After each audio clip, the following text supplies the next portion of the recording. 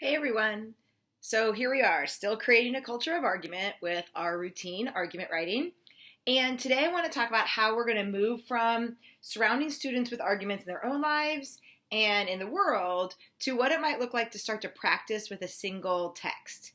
You see, pretty soon you want students to start to read multiple texts, to synthesize their ideas, to pull information from a various set of texts with various perspectives and thinking. And one thing we want to do to practice is to help them just get used to pulling an idea from a source, or used to the idea of maybe other people are writing about or talking about an idea and they can gather information from someone else and agree with it or disagree with it or push back or extend it or do anything with their thinking in relation to somebody else's. And like anything else, we need to let students practice this, to guide them along the way, to show them how.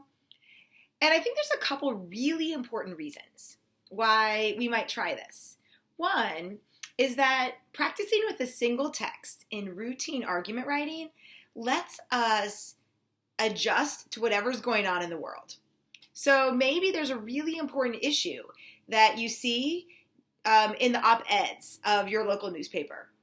And it has to do with things that your students would be interested in. Well, pull that op-ed and use it as a single source. Or maybe there's a conversation in the world going on and you're hearing it on the radio. So find an article or let them hear that radio piece and pull from that source and help them make a claim. So for example, I always try to listen to NPR and I'm an ABC News fan. So I'm always listening to the news. So in the last couple of days, I've heard two arguments that I might bring a text in to my classroom. One of them was about homework. There was a Facebook post that went viral about a second grade teacher saying that she wasn't going to give homework. And since then, there have been news stories on NPR, on ABC News, on everywhere about this teacher's post about homework and what the research really says. What a perfect example of bringing in a real conversation in the world where students could use a text. In the comments below, I put a link to one of those articles if that's what you want to use for this sample. Another conversation that I heard an NPR interview about whether or not video games should be an Olympic sport. So that one was really fun. My 10-year-old was in the car with me. So as a fifth grader, we had a conversation about our stance and our claim on whether or not video games should be an Olympic sport based on what we heard. Perfect example. I put that link down there below too, if you want to try that. Another thing that I think about when I'm thinking about these routine argument writings, I think about what's going on in the world around me. If you're like me, all summer you saw people playing Pokemon Go. And there have been lots of articles about that. And that's a current event. It has to do with maybe your students' lives. And routine argument writing is exactly where you get to put these kinds of conversations.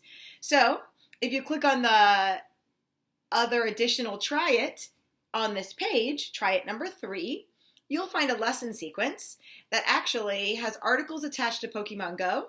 And your students or you could go through and try seeing what it looks like just to play with and practice using source material to refine a claim or to say something.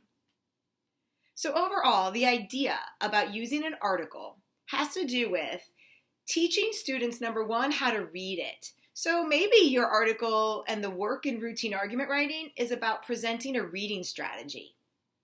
I don't have an idea about that posted here, but you could post an idea, which would be awesome. Or it's about helping students see that they can get ideas from a text and then say something about them. And that's what we're going to practice. So try it number 3. Let's see what you think about Pokemon Go or any other idea. And happy arguing. Thank you.